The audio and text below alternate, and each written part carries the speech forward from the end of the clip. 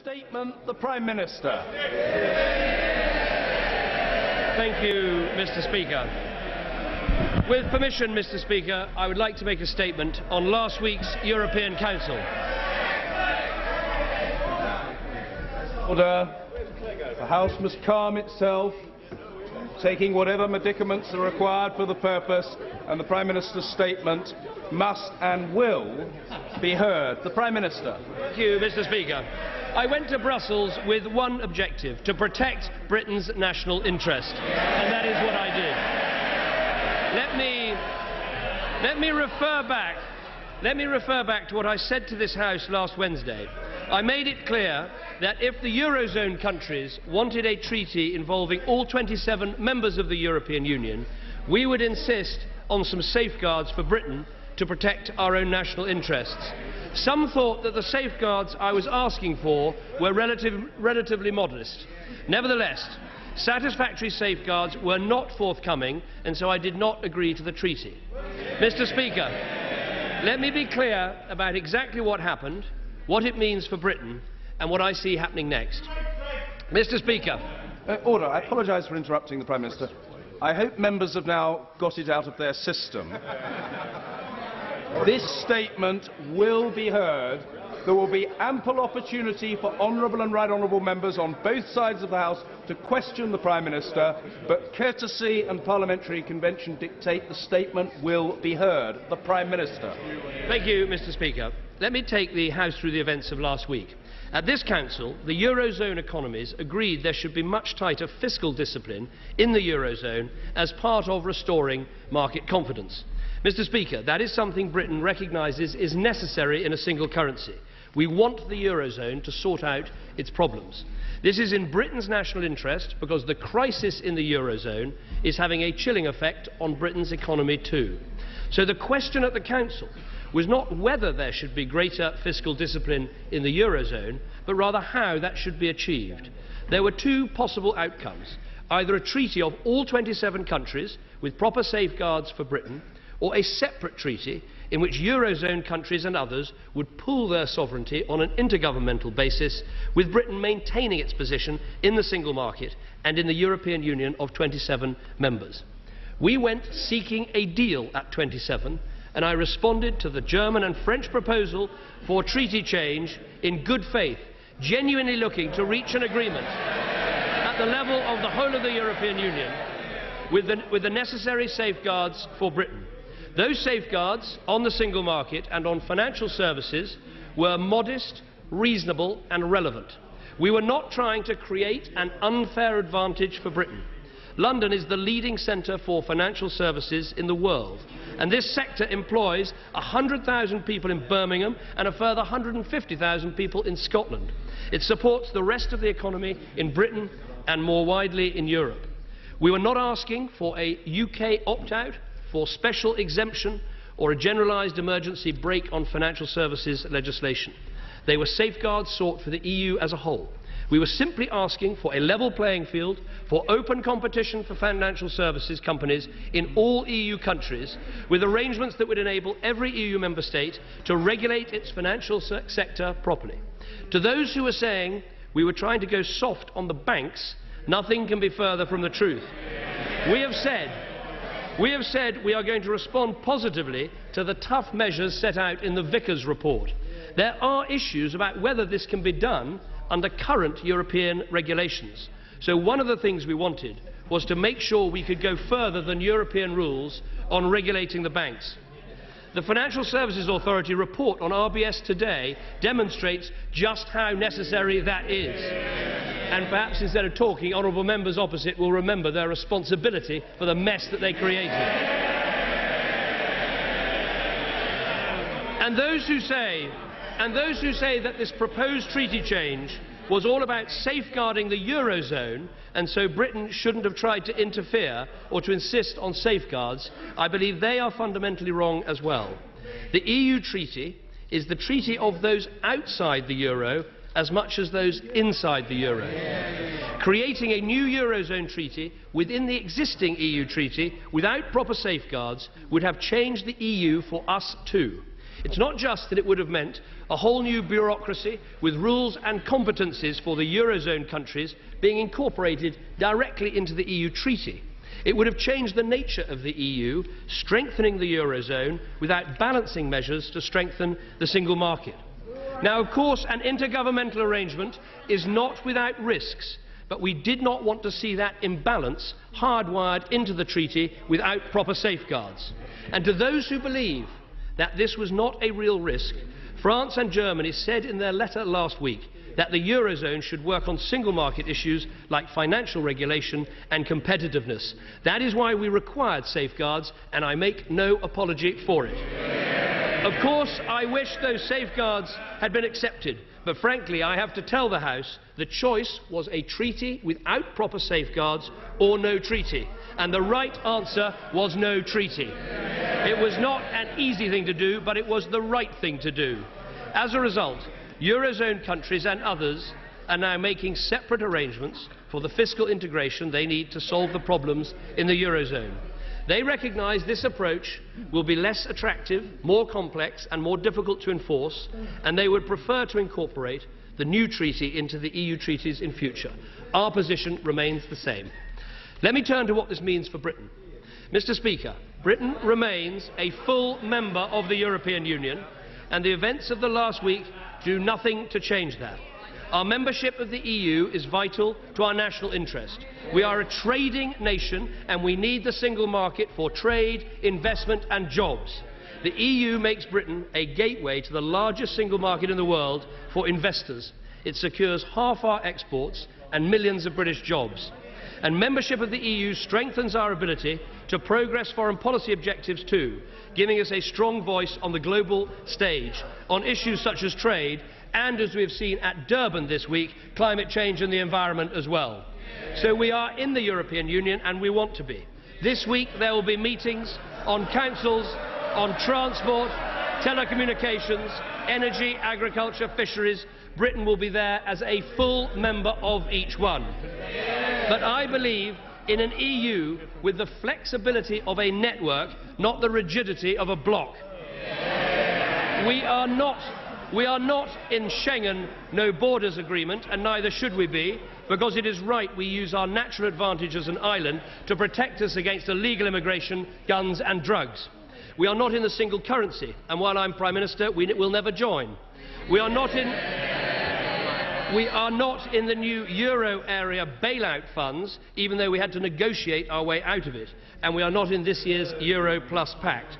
When the euro was created, the previous government agreed there would need to be separate meetings of eurozone ministers, and it is hardly surprising that those countries required by treaty to join the euro chose to join the existing eurozone members in developing future arrangements for the eurozone. Those countries are going to be negotiating a treaty that passes unprecedented powers from their nation-states to Brussels. Some will have budgets effectively checked and rewritten by the European Commission. None of this will happen in Britain, but just as we wanted safeguards for Britain's interests if we change the EU treaty, so we will continue to be vigilant in protecting our national interest. An intergovernmental treaty, while it doesn't carry with it the same dangers for Britain, nonetheless it is not without risks. The decision of the new eurozone-led arrangement is a discussion that is just beginning. We want the new treaty to work in stabilising the euro and putting it on a firm foundation. And I understand why they want to use EU institutions.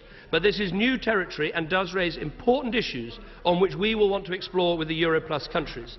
So in the months to come, we will be vigorously engaged in the debate about how institutions built for 27 should continue to operate fairly for all member states, Britain included. The UK is supportive of the role of the institutions, not least because of the role they play in safeguarding the single market. So we will look constructively at any proposals with an open mind. But let us be clear about one thing. If Britain had agreed treaty change without safeguards, there would be no discussion. Britain would not have proper protection. Finally, Mr. Speaker, let me turn to the next steps. The most pressing step of all is to fix the problems of the euro. As I've said, that involves far more than simply medium-term fiscal integration, important though that is. Above all, the eurozone needs to focus, at the very least, on implementing its October agreement. The markets want to be assured that the eurozone firewall is big enough, that Europe's banks are being adequately recapitalised, and that problems in countries like Greece have been properly dealt with. There was some progress at the Council, but far more needs to be done. The eurozone countries noted the possibility of additional IMF assistance. Our position on IMF resources remains the one I set out at the Cannes G20 summit. Alongside non-European G20 countries, we are ready to look positively at strengthening the IMF's capacity to help countries in difficulties across the world. But IMF resources are for countries, not currencies, and cannot be used specifically to support the euro, and we would not support that. There also needs to be greater competitiveness between the countries of the eurozone, and to be frank, the whole of Europe needs to become more competitive. That is the way to more jobs and growth. Many eurozone countries have substantial trade deficits as well as budget deficits, and if they are not to be reliant on massive transfers of capital, they need to become more competitive and trade out of those deficits. The British agenda has always been about improving Europe's competitiveness, and at recent councils we've achieved substantial progress on completing the single market in services, opening up our energy markets and exempting micro-businesses from future regulations. This has been done by working in partnership with a combination of countries that are in the eurozone and outside it. Similarly, on this year's EU budget, it was Britain, in partnership with France, Germany and Holland, that successfully insisted on no real increases in resources for the first time in many, many years in the EU. On defence, Britain is an absolutely key European player, whether leading the NATO Rapid Reaction Force or tackling piracy in the Indian Ocean. And our partnership with France... Order, I apologise for having interrupted the Prime Minister. It's actually the opposition front bench at the moment that's making the most noise. Order! And this is not acceptable. The Leader of the Opposition will have an opportunity to reply on behalf of the Opposition. His colleagues must conduct themselves with a degree of reserve. The Prime Minister. Speaker, and our partnership with France was crucial in taking successful action in Libya. Britain will continue to form alliances on the things we want to get done. We've always had a leading role in advocating the policy of enlargement, and at this Council we all celebrated the signing of Croatia's accession treaty. That was one European treaty I was happy to sign. Mr. Speaker, let me conclude with this point. I do not believe there is a binary choice for Britain, that we can either sacrifice the national interest on issue after issue or lose our influence at the heart of Europeans' decision-making process. I am absolutely clear that it is possible to be both a full, committed and influential member of the European Union, but to stay out of arrangements where they do not protect our interests. That is what I've done at this Council. That is what I will continue to do as long as I'm Prime Minister. It is the right course for this country, and I commend this statement to the House.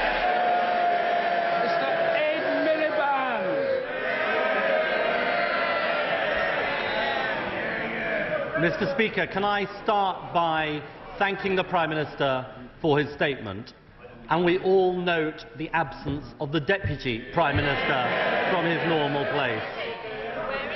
The reality is this: he has given up our seat at the table, he has exposed, not protected, British business, and he has come back with a bad deal for Britain. Now, the Prime Minister told us his first priority at this summit was sorting out the eurozone. But the euro crisis is not resolved. No promise by the European Central Bank to be lender of last resort, no plan for growth, and little progress on bank recapitalisation. So, Mr. Speaker, can he first tell us why his promise of action did not materialise and what this will mean for the British economy in the months ahead? Now, of course, at the summit that was meant to solve these problems, he walked away from the table. Let me turn to where that leaves Britain. Many people feared an outcome of 17 countries going it alone. Few could have anticipated the diplomatic disaster of 26 going ahead and one country, Britain, being left behind. Now the Prime Minister rests his whole case. Now the Prime Minister rests his whole case on the fact that 26 countries will not be able to use existing treaties or institutions. That is apparently the win that he got for this country.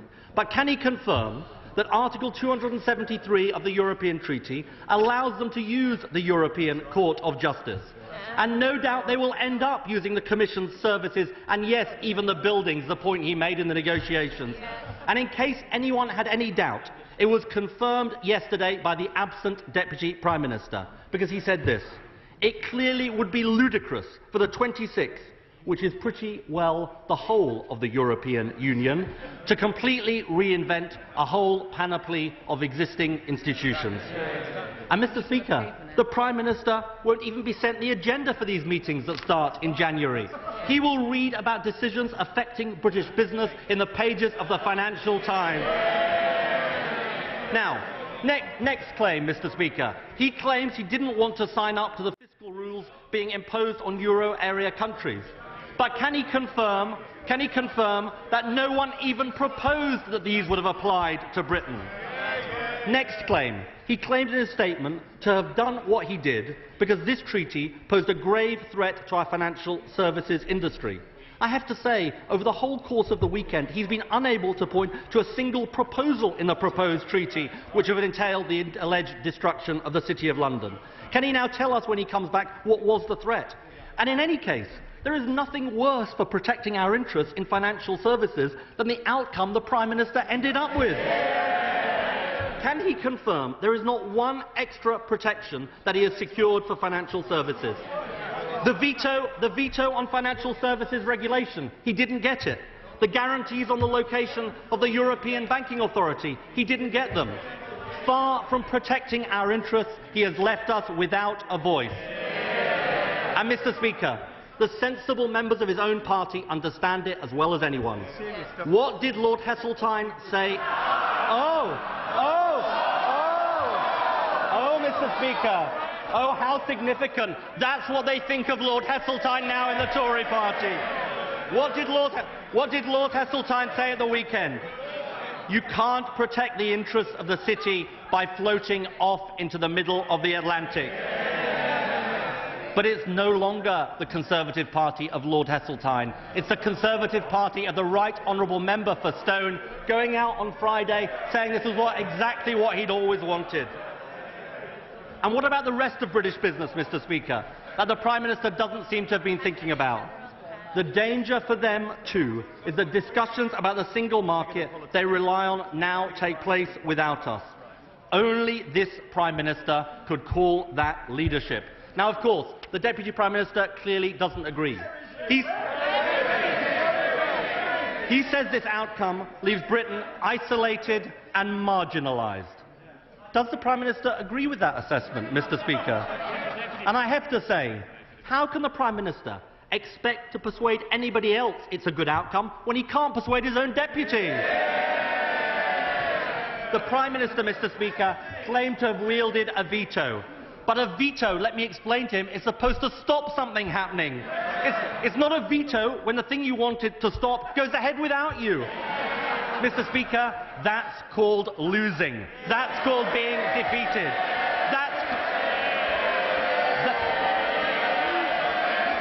That's called letting Britain down. No, Mr. Speaker, I haven't finished with him yet. Next, I want to ask him. Order!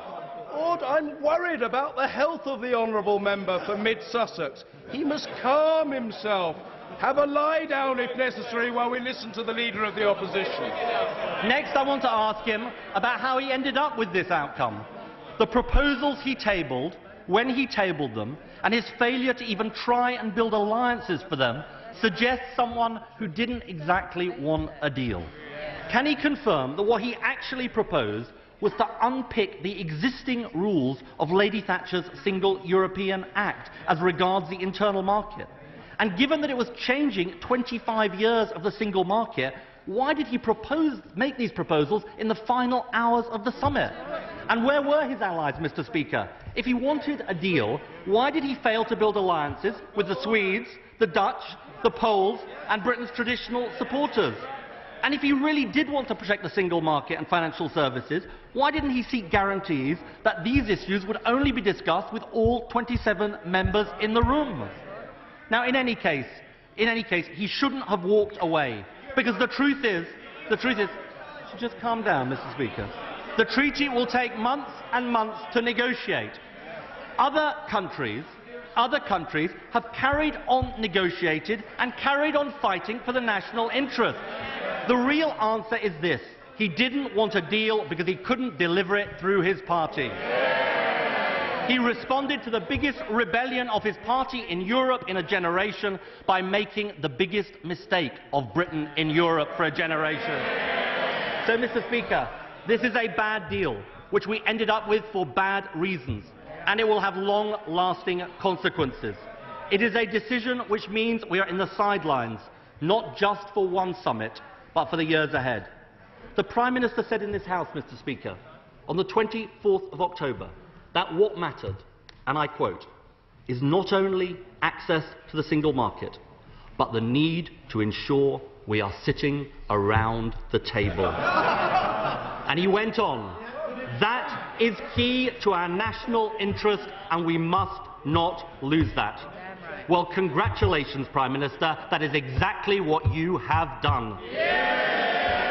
What no Prime Minister ever thought was wise: to leave the room to others, to abandon our seat at the table.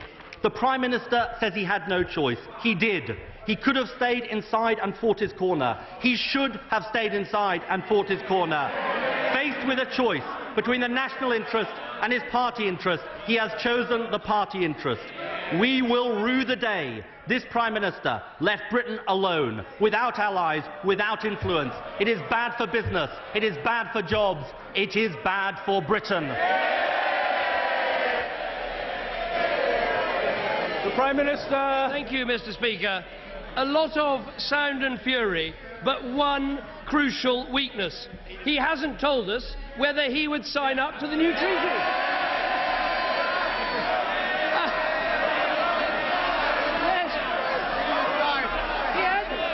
He had about 15 minutes, and he can't tell us whether he's for it or whether he's against it.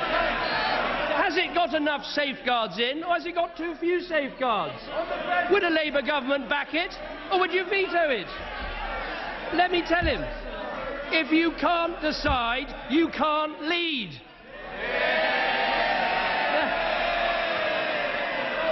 Let me try, and inasmuch as there were some specific questions, let me try and answer those questions. He asks what the threat was to financial services. Why can't he understand that if you allow a new treaty of 17 members within the EU without proper safeguards, there are huge damage that could be done to the single market and to financial services? He asks what will happen when this new organisation goes ahead. Of course, a new organisation cannot do anything that cuts across the existing treaties or the existing legislation. So he doesn't even understand how the European Union works.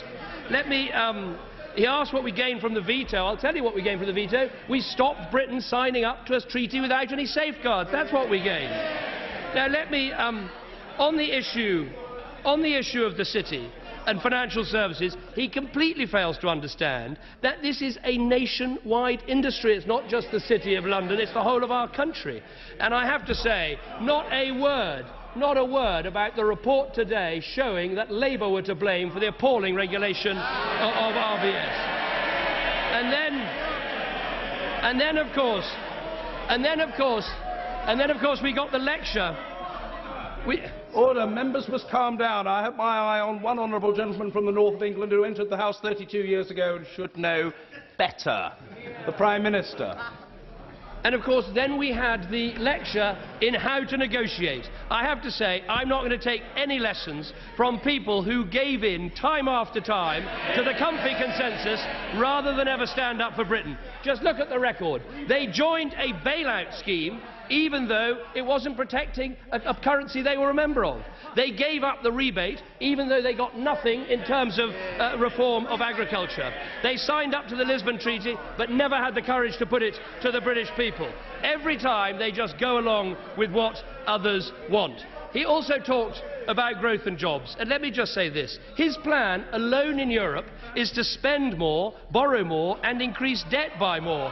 All the while, if he wants to join the euro, he needs to understand the treaty that is being established would actually make that illegal. The very thing he wants to do in Britain, he wants to ban in Brussels. But the key question the honourable gentleman cannot answer is, does he back this treaty or not? If the answer is yes, he should have the courage to say so. If the answer is no, he should have the honesty to say that I was right to keep Britain out of it. And let me just say this. Just because you're in opposition doesn't mean you should oppose Britain's interests. Order. Sir Peter Tapsell. May I declare my admiration and full-hearted support for my right honourable friend at this definitive moment in his first premiership, and query whether this Brussels summit achieved anything of strategic value to protect the threatened European banking system, because without the long-delayed and still unpromised massive support of the European Central Bank and the Bundesbank, the euro is doomed. And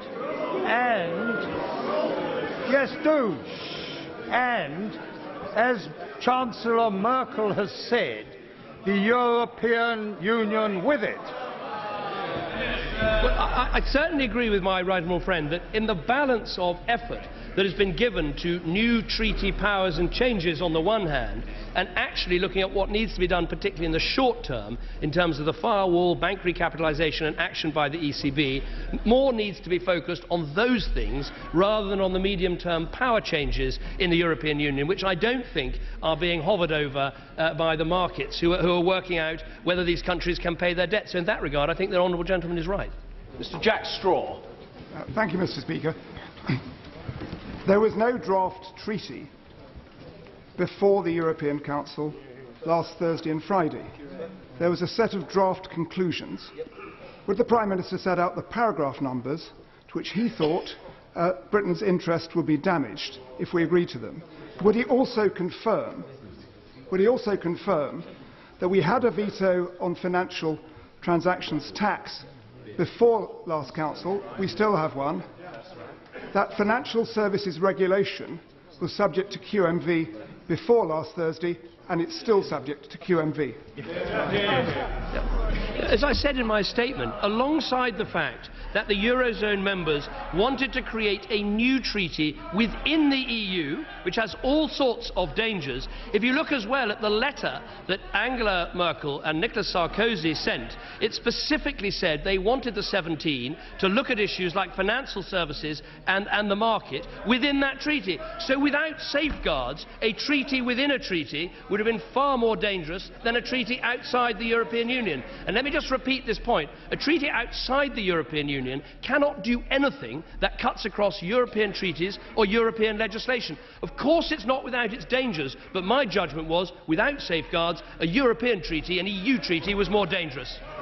Sir Malcolm Rifkin. Leadership of the Prime Minister in Brussels compares favourably with the refusal of the Leader of the Opposition over 3 long days to indicate whether he would have supported this treaty. The public will come to their own conclusion. May I ask the Prime Minister whether he would agree that the term a two-speed Europe is inaccurate because it implies a destination which all countries will reach, except over a different period of time. Whereas is it not the case that the United Kingdom and perhaps other countries will never find it possible to accept a destination which involves not only a single currency, but also a fiscal union, tax harmonisation and supranational control of budgets? Is it not necessary to have a real fundamental debate about whether Europe can become a Europe à la carte in order to survive?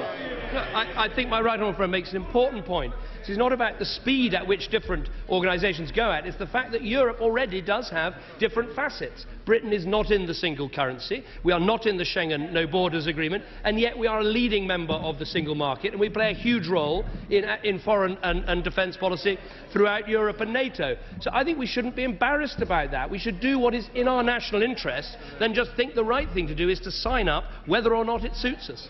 Mr. David Miliband. Thank you, Mr. Speaker. Can the Prime Minister confirm that in all the negotiations since 1973, the United Kingdom has never lost a significant vote on financial services regulation? Why does he think his negotiating tactics in the future would have failed where those of Margaret Thatcher and Tony Blair succeeded? And why does he think it's helpful to have driven 9 other members of the European Union who are not in the euro into Franco-German hands? Say, for all the right honourable gentleman's experience, I think he's very naive about what is happening in Europe over financial services. There is time and again. Order. Members must calm themselves. I'm concerned for them, and I also feel the Prime Minister must be heard. The Prime Minister. There have been any number of examples of, frankly, discriminatory legislation against financial services in the European Union that has affected Britain very badly. Let me give him one example. At the moment, the ECB is taking Britain to court on the basis that we shouldn't be able to clear euros through London. So we'll be put in the extraordinary position that banks in Britain could clear Swiss francs, could clear dollars, could clear yen, but even though we're in the single market, we couldn't clear euros. That is one example of discriminatory legislation. Now, when you're faced with a situation where the 17 eurozone members want to go into a further treaty within the European Union and all the powers and force that has, they are not going within a treaty within the European Union, they're doing it outside. It is right to see safeguards, and that's why, frankly, he's naive not to understand that. Sir Mingus Campbell. May I congratulate my right honourable friend on his unequivocal statement that our membership of the European Union is vital to our national interest, and express the hope that he may give it some wider currency among his own party. The right honourable gentleman mentioned both the single market and the eurozone. What practical steps can our government take now to assist in reaching a solution to the problems of the eurozone and towards enhancing the opportunities provided by the single market, both of which are essential to the economic prosperity of this country? Well, let me repeat again to the right honourable gentleman that I do believe it's in Britain's interest to be in the European Union and to be active, particularly on those dossiers where it's in our interest. Chief amongst them is the single market. And if you want to see what will make a difference with the single currency and the success of the eurozone, nothing matters more than competitiveness, where Britain should be very, very active with others, both those in the eurozone and those outside, to drive forward changes. We are fully committed to keeping up that work.